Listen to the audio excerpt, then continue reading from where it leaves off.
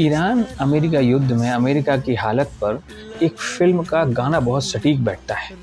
2004 में एक फ़िल्म आई थी मर्डर, मल्लिका शेरावत स्टारर मूवी थी। उसका एक गाना था कि ज़िंदगी इस तरह से लगने लगी, रंग उड़ जाएं जैसे दीवारों से, अब छुपाने को अपना कुछ ना रहा, ज़ख्म दिखने लगे हैं दरारों से। ईरान ने अमेरिका के ज़ख्मों की दरारें ऐसी खोल दी हैं सिलाई की तरह। मामला ये है कि ईरान ने वो दबाव बनाया कि अब इराक से नाटो सेना सद्दाम हुसैन से लड़ाई के टाइम से काबिज़ थी, उन सब ने अपनी अपनी सेनाएं विड्रॉ कर ली हैं और मजबूरी में इराक से अमेरिका की सेना को भी बाहर निकालना पड़ा। तो अल्टीमेटली इराक अब जाके आज़ाद हुआ है बतौर ईरान ने इराक को आज़ाद कराया, जबकि दोनों के बीच में जंग हो चुकी है, आपको ही पता होगा। लेकिन इराक की सही मायने में आज़ादी ईरान ने करवाई।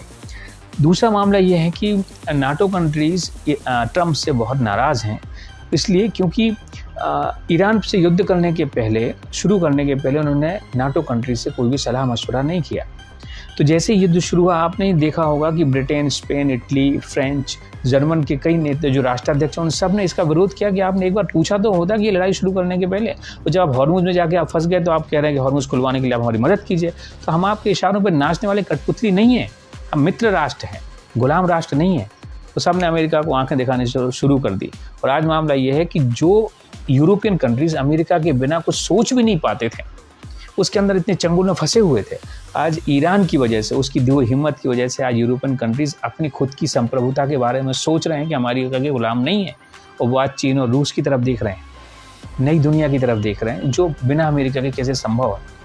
तो ईरान ने न केवल अपनी आज़ादी को बचाए रखा, बल्कि इराक और यूरोप के कई देशों को जो नाटो में बंधे हुए थे, अमेरिका के चंगुल से आज़ाद कराया है।